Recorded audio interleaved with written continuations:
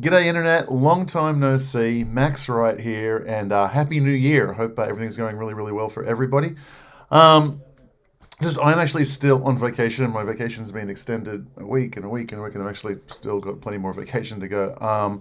But it's just been so long since I've made a video and just let you guys know what's going on. And I apologize, I've been really, really poor at communicating. So just wanted to make a quick video to say hello, give a few thoughts on things, and let you know exactly what's happening over here with me.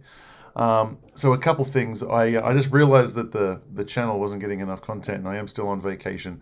So I reached out to a friend and got him to make some videos that you guys have seen on the channel lately, which is just some diverse opinions around the cryptocurrency markets. It's stuff that I personally enjoy. I watch all of those long form interviews. Even when I'm on vacation, I'll do that. The long form interviews that's just what I do mostly, and I'll listen to the Michael Saylors and the Peter Schiffs and I'll listen to all the opposing opinions and sort of craft my own opinion from that. So what I do is if I see a part I like, I just nab it and say, hey, can you go and make a video out of that? And I have a buddy to do that. So I really hope you've been enjoying that. I'm sorry a lot of you are used to seeing me on the channel and I haven't been here over the last like 10 videos or so, so I apologize for that. I will be back and I will be doing more, but still on vacation for a few more weeks. So just wanted to give you a heads up on that.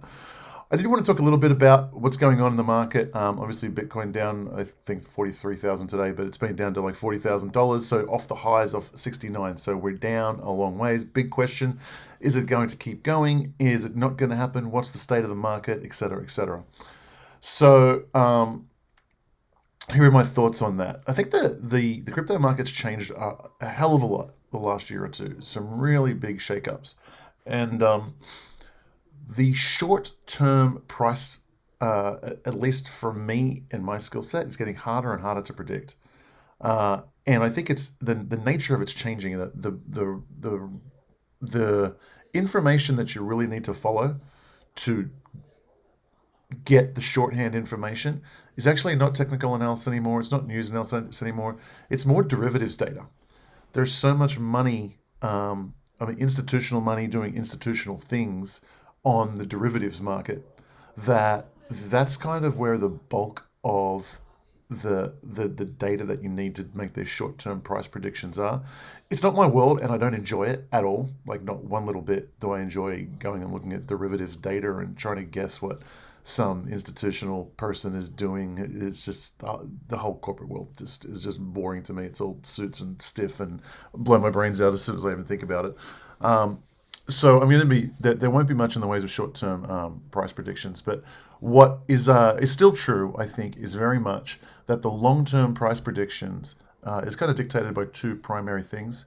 It's trends in our world, so it's political trends, it's inflation trends, it's all, even psychology trends and attitude trends, and just what the market is doing, what politicians are doing, all that kind of stuff. All those trends are important in terms of predicting the future.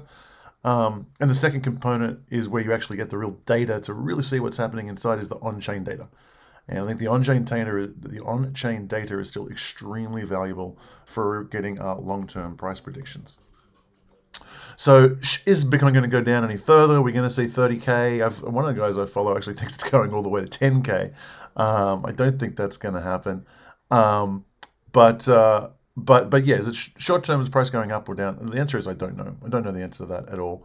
What I do know, and let's rephrase that. What I believe with a high degree of certainty and conviction is that the next 5 to 10 years for Bitcoin and all the cryptocurrency, not the cryptocurrency market, let's say, it is going to explode.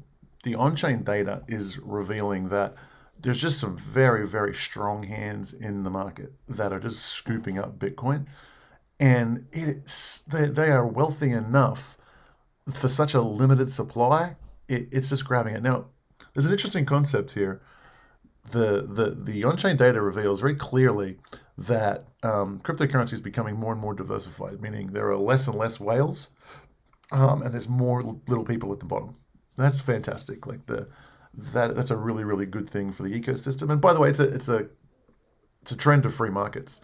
I mean, the reason number 7,023 to be involved in the cryptocurrency is to see the free market work at play. It's just it's brilliant.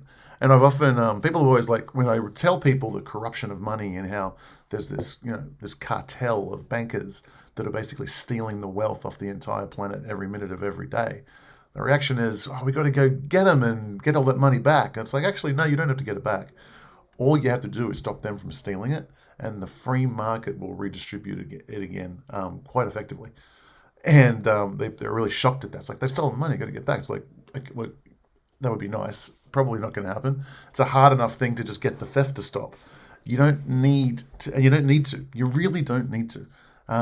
You'll have way more equality if there's just more freedom. And that's just the nature of thing. And then so even though we see hodlers and people with conviction just scooping up bitcoins, what we're noticing is that there's just more and more little guys. Now there's more big guys too. There's more of everybody. But the percentage of coins held by smaller wallets is always going up, and that's been the consistent trend over the whole 10 years of Bitcoin. That's just a thing, and it will continue forever because that's the nature of a free market thing, where there's not people choosing who gets the free coins and who gets the expensive coins, which is what happens at the Fed. So that's a really cool thing about the market. But the hands that are scooping up, the diamond hands that are scooping up Bitcoin, they're strong hands, and we can see that in the on-chain data. They hold their coins for a long, long time, and they're probably never going to sell. Certainly a portion of them aren't. And as more and more products come out where you don't have to sell, but you can still enjoy the fruits of the cryptocurrency, that's a really cool thing. So I noted there's a brand new product out there where you can, you rather than sell your Bitcoin to get a deposit for to purchase real estate, to buy a nice home, for example. And I know a whole bunch of people, and this is a whole bunch of you guys, the clients, the people I've been teaching to buy Bitcoin for years. You're Bitcoin millionaires. It's like, well, I want to enjoy this now. It's like, well, should you sell it, pay the capital gains tax, and then go and buy, the nice house and the toys and the boats and all the things? And yeah, you can do that, but then it's like, 5 years later when Bitcoin's gone up 20x, 50x, 100x, you're like, my God, that was the most expensive house or boat or toy that's ever been purchased in the history of the world. So you're like, do I live my life? Do I go to the grave, the richest man in the graveyard? How do I balance this life? And there's just so many products coming out now where you just don't need to. It's like there's a place now where you can use your cryptocurrency as security for the deposit, and the real estate for the security of the other side, for the other half of the deposit or the other half of the purchase, and people will just lend you the money. Now, it's an early product, and the interest rate is still quite high, but that product exists now, and it just didn't exist a year ago. And there's places to earn yield with your cryptocurrency. That didn't exist 5 years ago. There's all of these things. There's places to borrow your stable coins using the crypto as collateral. There's centralized solutions for that, and there's decentralized solutions for that. None of that stuff existed 5 years ago. So it makes perfect sense from that perspective that hodlers are becoming, the strong hands are just getting even stronger. That makes perfect sense. But it also makes perfect sense from another thing, which is another one of Bitcoin's incredible gifts.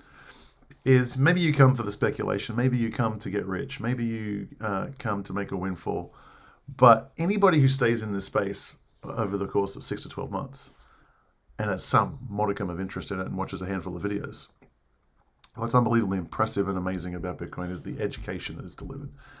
People understand the theft that is inflation. People understand that someone is stealing the wealth of society, and that is just a gift that I think just can never be replaced. Even if Bitcoin and all of cryptocurrency was to disappear tomorrow, the number of people who are awakened to this crime is just absolutely phenomenal. And that's another reason why the people who are still in crypto, so as a percentage of the people in crypto, it's rapidly growing where Bitcoin is a religion. And it really is. Now, you have to be, it sounds scary, but you got to be careful about, being a zealot and just losing all perspective. But I would say I'm in this category. For me, cryptocurrency is a religion. It's the single greatest hope for humanity. There's nothing else that gives me hope like Bitcoin gives me hope, like cryptocurrency gives me hope. Nothing. It's just as I look into the future, there's just nothing to say we're going to be better off 10 years time from now, with the exception of cryptocurrency. Nothing. Governments growing like a cancer all over the planet in every country in the world, and it's there's nothing exciting about anything that can possibly rein in government. They've taken control of schools. They've taken control of the education system. They've taken control of the media. They've taken control of social media. And they are hurting them, making the masses, begging governments to expand and destroy the masses' lives. That's how effective their propaganda and communication systems are. And they have the means to steal everything off of everyone like that with fiat currency. So they can fund their desires as much as they want. And there's just no, prior to cryptocurrency, there was no effective way, and gold was not an effective way. There was no effective way for individuals to opt out and say, I reject that system and there's something I can do about it. It is the single greatest thing that humanity's ever invented, in my opinion. It is absolutely amazing. And for the more time if you're not there yet, spend time in it, learn your monetary history, learn your economics, and you will understand. It will become a religion for you. It does. It's if you care about your children, if you care about making a better world, it's like, this is what I need to do. I don't care if I make money out of this anymore or not. I hold Bitcoin and I hold cryptocurrencies and I work in this space and I educate people because it's saving humanity. And for all of those, so for those reasons as well, it's all confirmed in the on-chain data that the people who are holding Bitcoin they are hodlers. They are diamond hands. That percentage of people who are hodlers and diamond hands is increasing. And sometime in the relatively near future, and I don't know how long it would be. It could be a week, it could be a month, it could be a year, it could be 2-3 years. But there's going to be a massive supply squeeze where there will be more people who want to come into the space, and they will gobble up the coins on the exchanges, and they will just send the price soaring. And there's nothing the derivatives data, there's nothing the open contracts can do to stop that, because it's so easy to take delivery of your cryptocurrency. It's so easy to take possession of it. It's free, instantaneous to transfer. It costs zero to store. And so when other markets, like if you have been following this channel for many, I haven't spoken about this for years, but if you've been following this channel for many years, you would know I've talked a lot about the manipulation that's happening in gold and silver and other things, where it's the product is never settled. If you want to buy gold, that should put buying pressure on the price of gold, but they can just sell you paper gold. And the market is just not going to take deliveries. Like, okay, the price of gold went up. Great, just give me the cash. I don't actually want the gold. I don't actually want the silver, because it's expensive to transport. It's expensive to store. It's a huge headache.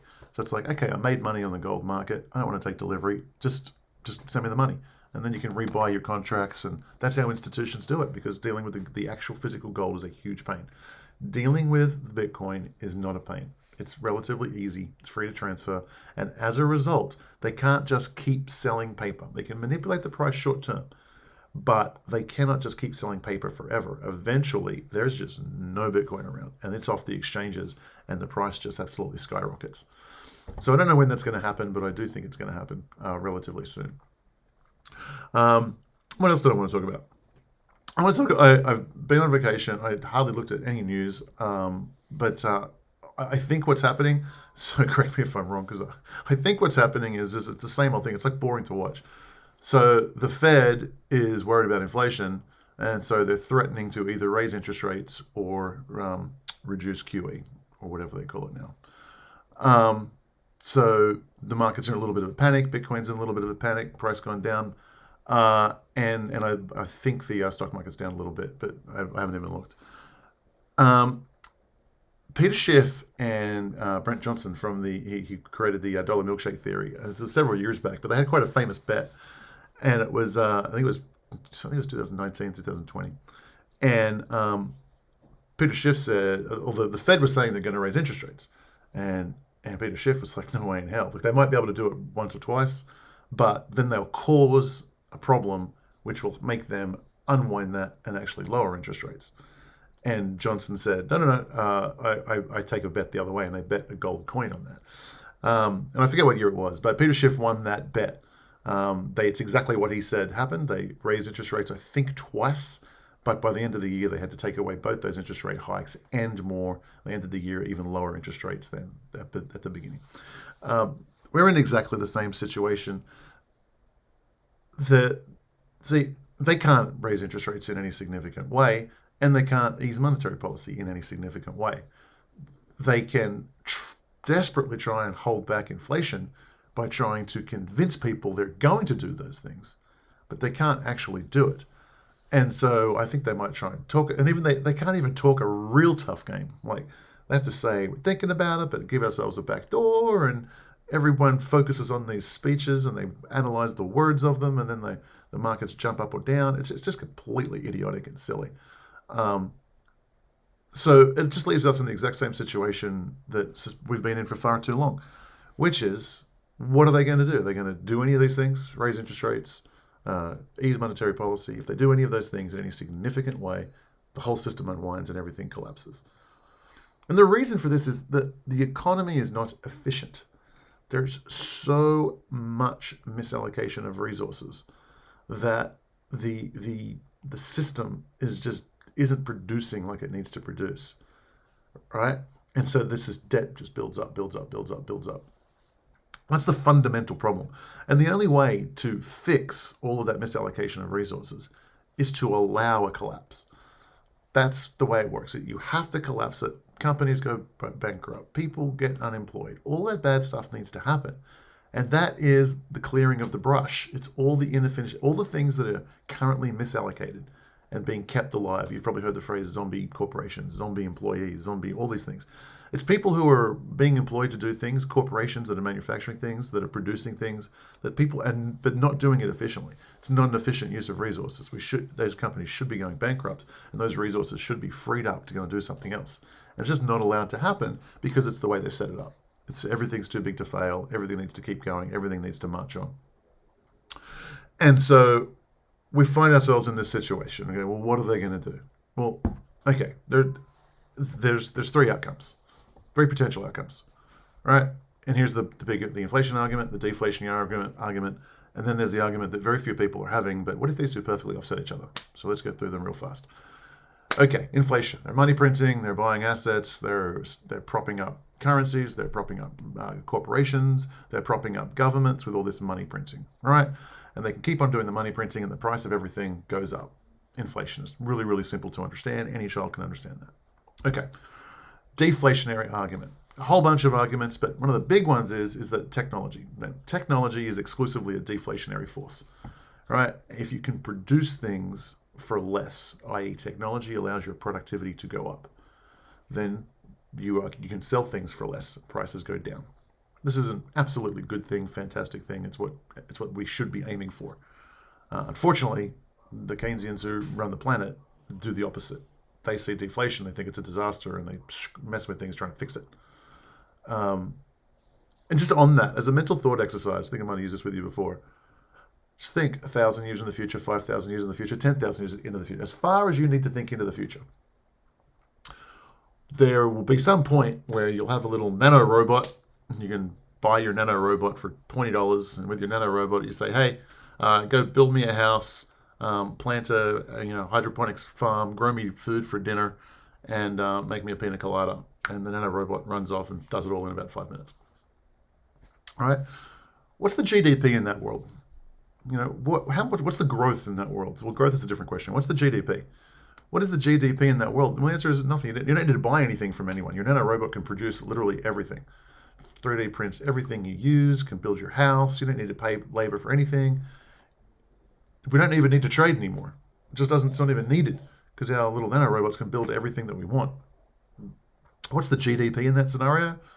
Nothing. It's trivial. It's the robot it's the nano robot you bought for $20. Right? See, the Keynesian economists, that's the place we're going. We all know we're going there, and it's kind of like a nirvana when we get there, right? Energy is abundant, resources are abundant, nanorobots are extremely efficient, they can produce things for us, right? I'm forgetting the social concept, but from the economics perspective, that's nirvana. So our goal is zero GDP. And the economists are telling us that, no, we can't have prices going down. GDP has to continue going up at all times. Now, there's a quirk to that. It's a little more complicated than that. But I think that the analogy is powerful because it should take away from people the fear of deflation. Like, deflation is an amazing, good thing when done in the right way. When done because of productivity increases, you're able to produce things less expensively. The price of things go down, which means the quality of our life goes up. I mean, just think of anything. It's like, what did it cost to get a gallon of milk?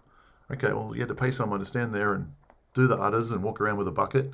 But now we have a machine, like you just put on the machines, it sucks the milk out, runs it through all the pipes, sends it into the vat, does all the things, bottles it automatically. The labor required to do that, the costs have plummeted. But 50 years ago, let's go 100 years ago, it was like 5 cents a gallon for milk, and now it's like $5 a gallon for milk. If things got more effective, more productive, it's more efficient, why did the price go up? The price should have gone down because it's more effective, more efficient to produce. So the price should have gone down, but it didn't. The price went up, and so that's the inflationary force. That's all of the wealth and the efficiencies that are created by productivity increases and new technology is completely stolen by the mechanism of inflation. And instead of the cost of living going down and everyone relatively getting richer because it's cheaper to live because of the wonderful forces of deflation, we have everybody at the Fed, everybody at government, everyone all over the world fighting desperately to make things more expensive, to make the quality of your life go down because it's getting more and more expensive to live.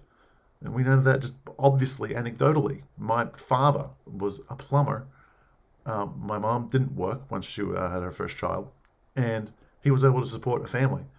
And now the vast majority of families, 2 people work, not because they want to, but because they have to, because they can't afford to live. So these are the challenges facing us. So we have the inflation argument, we have the deflation argument, and both of those are like deflation done in a good way, i.e. through productivity increases slowly over time, is absolutely fantastic. Deflation as a result of a massive deleveraging event and a black swan event like what happened in the Great Depression, that's a different story. That causes extreme harm. But there's a huge difference there. So it's very important to understand that when you're listening to these conversations about people talking about deflation, inflation.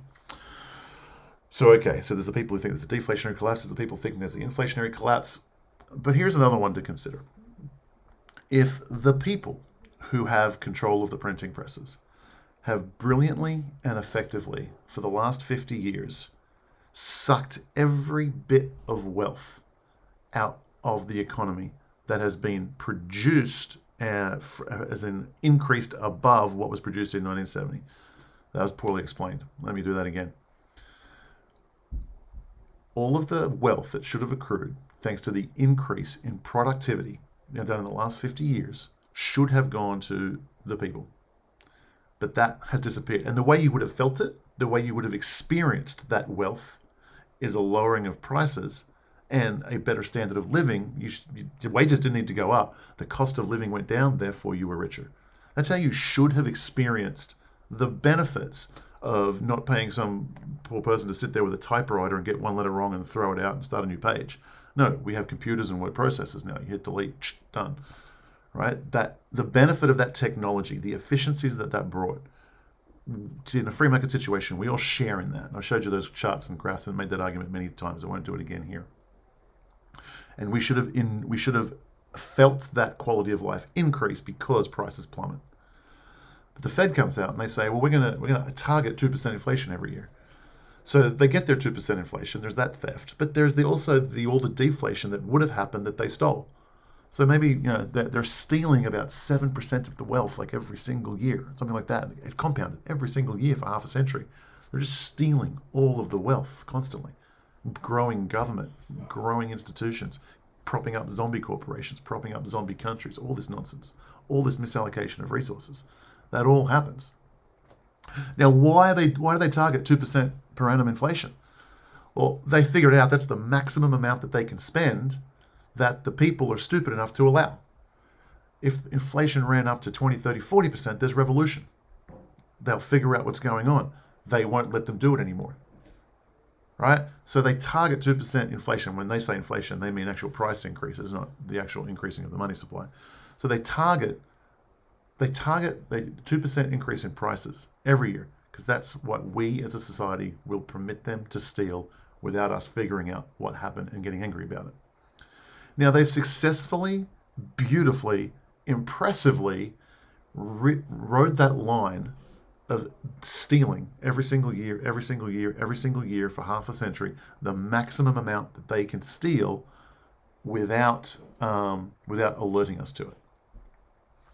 So these inflationists say it's running out of control. They're going to do this. They're going to lose control and going to go into inflation. Absolutely, valid argument, could be. Deflationists come along and say, if the productivity is getting so efficient, so amazing, so good, we think it's actually going to be deflation. My theory is this. The deflationists are right, but that's always been true. There's going to be massive deflation because of efficiencies in the marketplace, productivity, technology increases, yes.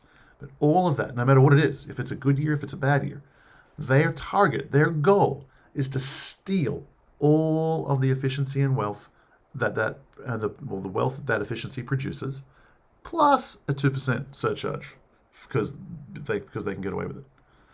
So what does it matter how much technology increases? What does it matter how much more efficient the worker is? We are not going to get to enjoy it. They are going to steal it. And so they've done a really good job of stealing just the right amount for the last 50 years. Maybe they agree with the Cathie Woods of the world and they see this massive increase in technology coming and they're trying to ride that line. It's like, well, we're going to start stealing more because the deflationary forces from that technology is going to be even better. And so we need to start ramping up our theft. Don't worry, they won't notice. We'll keep it somewhere in that 2 to now 7% inflation. But we'll pull it back a little bit more. We'll go a little bit more. We'll just ride that line forever. They don't want to kill the goose that lays the golden egg. And so they just want to steal all of the deflationary gains, plus a couple percent, and they can keep this party going on for 100 years. And so, that's a very, very real thing. It just goes on forever. And that's, to me, the worst case scenario. Inflation, deflation, it's going to suck, it's going to be miserable, but at least it gives us a chance to reset, to allow these animals to continue stealing from us for another 50, 100 years. My God, that's just a tragedy. Hence the religion of Bitcoin. You can opt out of the system and at least say, you're not stealing from me. You're not stealing from me. And in that, you don't just serve yourself. You serve the entirety of humanity. You show them a path. You become another example of how to opt out of the system and fix things. And as I say, everybody who gets involved in Bitcoin eventually learns the lessons of economics and history and fiat currency and understands that corruption, that theft, and how much society is being harmed by it. Might take a couple of years, but everyone gets there who gets involved in the crypto Bitcoin world. So all of those things are achieved when you get involved in the crypto world. All right, guys, I hope that was a little interesting. Hopefully, like I said, a few more weeks of vacation from me. Got a ski trip, got a snowboarding trip coming up. So please bear with me. I hope you enjoy the content I've made for you in the meantime, or I'm getting made for you in the meantime. It's the stuff I love to watch, so I assume that you would like it as well. So I hope that you do. And guys, take care. Hit the subscribe button, hit the like button. I will see you soon. Bye.